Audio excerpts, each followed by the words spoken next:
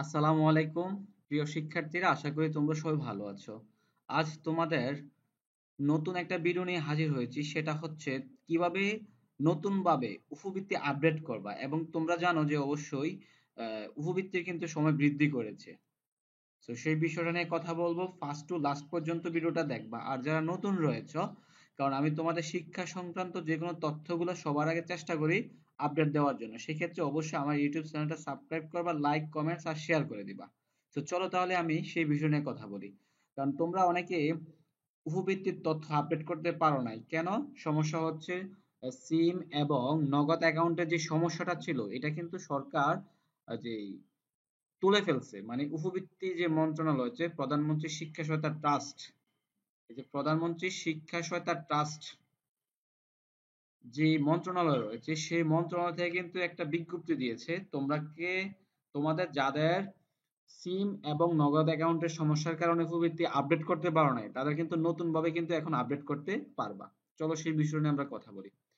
তোমরা দেখতে পাচ্ছ যে নোটিশটা রয়েছে, সিটিটা রয়েছে, সিটিটা কিন্তু প্রকাশ করছে 11/6/2024 খ্রিস্টাব্দ। তার মানে 11 তারিখ সিটিটা ইস্যু করছে।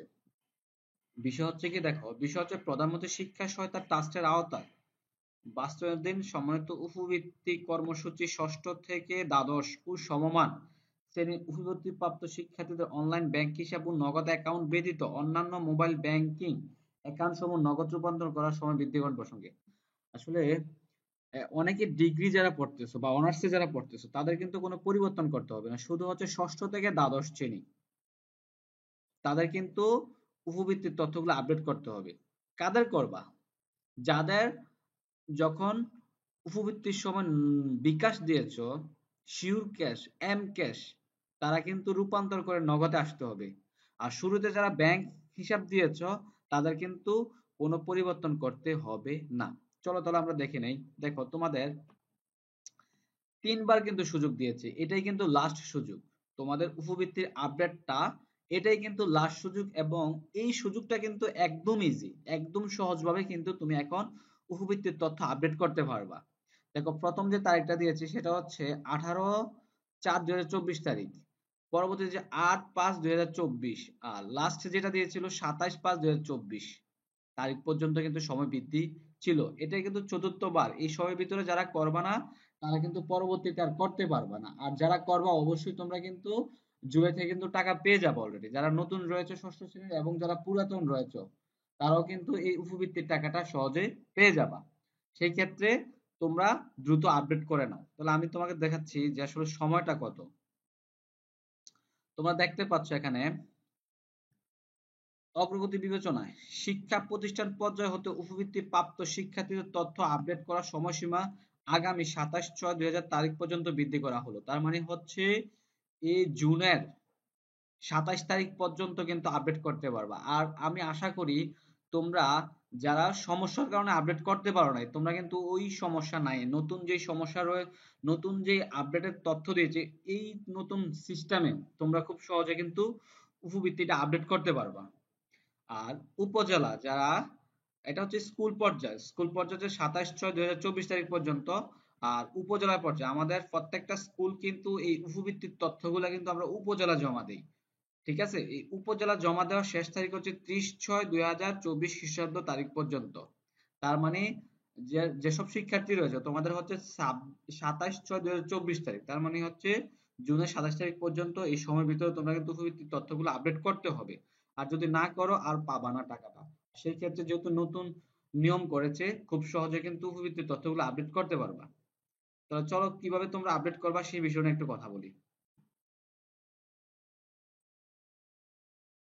আমি প্রথমত উপবৃত্তির যে লিস্ট রয়েছে সেই লিস্টে চলে যাব।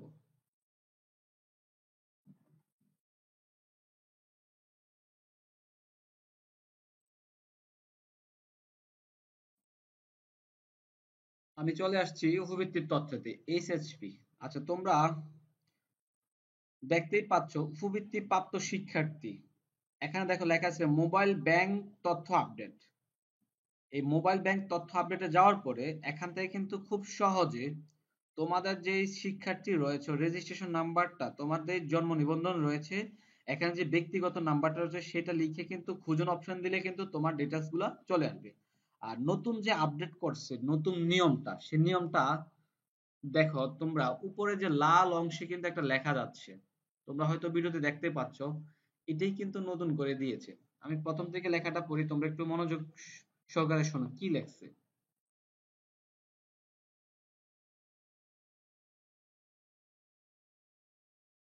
তোমরা এখন দেখতে পাবে একটা লেখা আসবে, এই লেখাটাই তোমরা মনোযোগ সহকারে একটু দেখো। এই দেখো, নগদ রূপান্তরের কাজ চলমান রয়েছে, দ্রুত নগদে রূপান্তর করার জন্য অনুরোধ করা যাচ্ছে। উপবৃত্তিপ্রাপ্ত শিক্ষার্থীর অভিভাবকের মোবাইল ব্যাংকিং অ্যাকাউন্ট নগদে রূপান্তর করার প্রক্রিয়া আপডেট করা হয়েছে। নগদ অ্যাকাউন্টটি অভিভাবকের এনআইডির সাথে ম্যাচ করলেই হবে, সিমের সাথে ম্যাচ করার প্রয়োজন নেই। এটাই সবচেয়ে গুরুত্বপূর্ণ। এই বিষয়টার জন্য কিন্তু আসলে অনেক অভিভাবক আহ, মানে নগদ এবং সিম কার্ডের যে জটিলতা ছিল, উপবৃত্তি আপডেট করতে পারেনি। সেটা হচ্ছে, এখন আমি তোমাকে একটু বুঝিয়ে বলি।